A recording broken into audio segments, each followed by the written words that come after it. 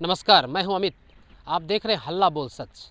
इस समय हमारी मौजूदगी खगड़िया जिला मुख्यालय से ठीक 40 किलोमीटर की दूरी पर परपत्ता प्रखंड का एक गांव भरतखंड है। हमारी मौजूदगी वहीं है और ये भरतखंड इसलिए पॉपुलर हुआ है क्योंकि 17वीं सदी में मध्य प्रदेश में एक सोलंकी वंश के राजा बैरम सिंह हुआ करते थे।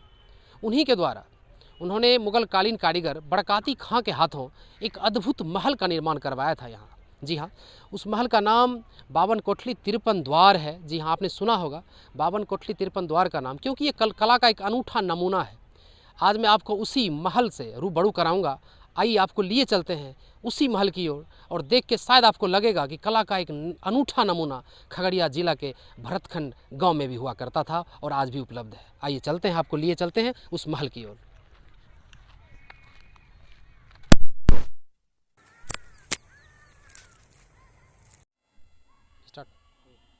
जी, हम पहुंच चुके हैं 52 कोठली 53 द्वार के मुख्य द्वार पर।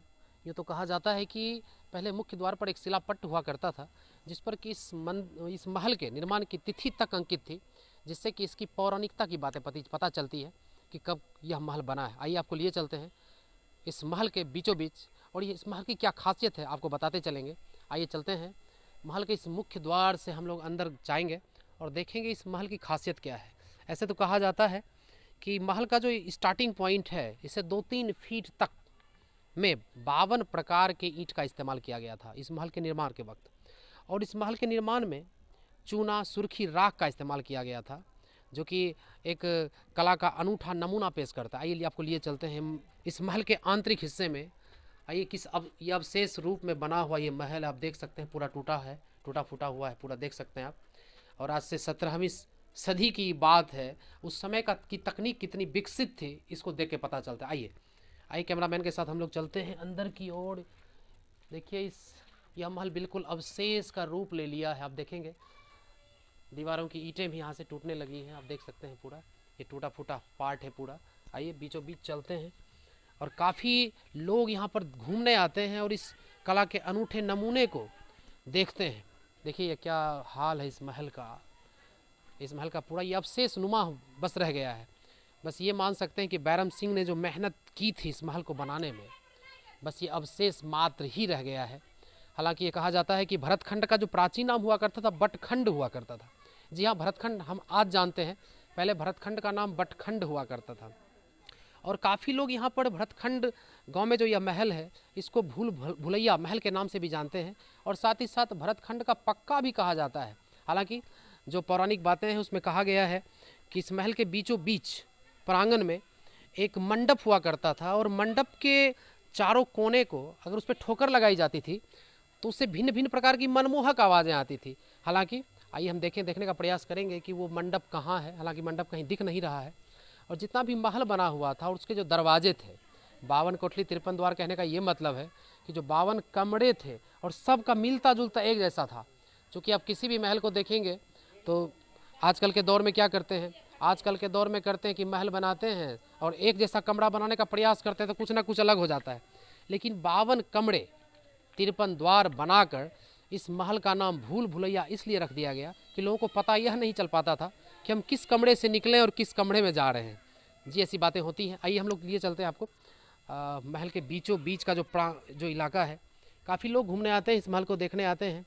ये अनूठा नमूना है, ये कह सकते हैं कि बिहार का एक अनूठा इसको पर्यटन स्थल बनाया जा सकता है अगर सरकार प्रयास करे तो। इस महल को अगर एक अच्छी रूपरेखा देने का प्रयास किया जाए। आप देखेंगे, आप छत को दिखा सकते हैं। देखिए छत, आज की छतें और उस समय की छतों में क्या अंतर हुआ करता था देखेंगे।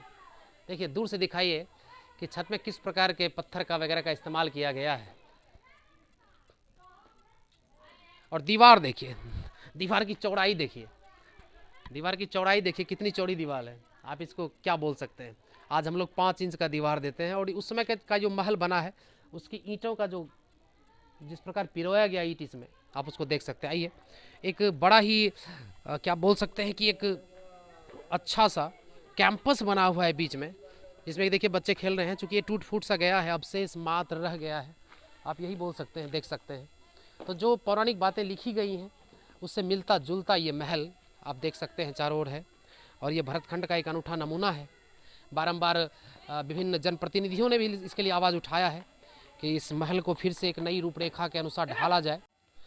जी हाँ, पहुंच गए हैं हम उस मंडप की ओर जिसके बारे में इतिहास कहता है कि उस मंडप के किसी कॉर्नर पर अगर टच करते हैं तो भिन्न भिन्न प्रकार की मनोरम आवाज़ें, मनमोहक आवाज़ें निकलती हैं। आइए आपको दिखाते हैं उस मंडप का क्या परिदृश्य है।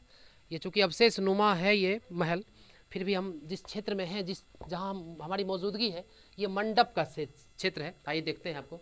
और मंडप का जो मुख्य द्वार है, आइए गुरुदेव पहले दिखाते हैं मंडप का जो मुख्य द्वार है। यहाँ पर कुछ कलाओं का चित्रण किया गया है जो कि काफ़ी प्राचीन है। में सोलंकी वंश के राजा बैरम सिंह ने इसको बनवाया था और मुगल कालीन कारीगर बरकाती खां ने बनाया था इसको। ये बरकाती खां वही हैं जिन्होंने मुंगेर का किला भी बनाया था। आइए गुरुदेव दिखाते हैं। यहाँ पर हमेशा कुछ ना कुछ लोग, आप लोगों को भी दिखा दीजिए एक बार, काफ़ी लोग यहाँ पर घूमने आते रहते हैं और इस महल का अवलोकन करते रहते हैं। देखेंगे आप, कुछ ना कुछ लोग यहाँ आकर इस महल का अवलोकन करते रहते हैं। यही वो मंडप है जिसका कि चारों कॉर्नर आप देख सकते हैं, चारों कोना है। कहा जाता है कि इस कॉर्नर को टच करने पर, अगर इस पर ठोकर लगाया जाता है तो भिन्न भिन्न प्रकार की आवाज़ें यहाँ से निकलती है। हालांकि एक चिंता का विषय ये रहा है कि बैरम सिंह के खानदान के जो लोग रहे हैं, उसके वंशज जो रहे हैं, इस महल को उन्होंने छोड़ा क्यों।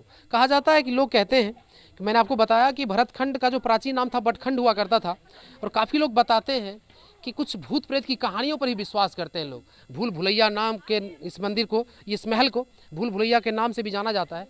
और ऐसी मान्यता है, लोग मानते हैं कि इस सोलंकी वंश के जो वंशज रहे, जो इनके लोग रहे, वो इस महल को छोड़कर दूसरी जगह जाके रहने लगे। ऐसी चर्चा बनी रहती है। और इस संपूर्ण महल को मैंने आपको दिखाया, और कैमरामैन से आग्रह करूंगा जिस जगह हमारी मौजूदगी है उसके आसपास ही बड़ी बड़ी दीवारें हैं, आप उसको भी दिखा दीजिए ताकि लोगों को पता चले कि बैरम सिंह ने किस प्रकार के महल का निर्माण 17वीं सदी में कराया था। आजकल हम मानते हैं कि हम काफ़ी तरक्की कर लिए हैं और हम भिन्न भिन्न प्रकार का महल बनाते हैं, लेकिन ये सोचा जाए कि 17वीं सदी में कितना साइंस डेवलप था, कारीगरी कितनी डेवलप थी, कितनी उन्नत थी कि इस प्रकार का महल भी 17वीं सदी में बना करता था। अल्लाह बोल सच के साथ, मैं हूं अमित। धन्यवाद आपका।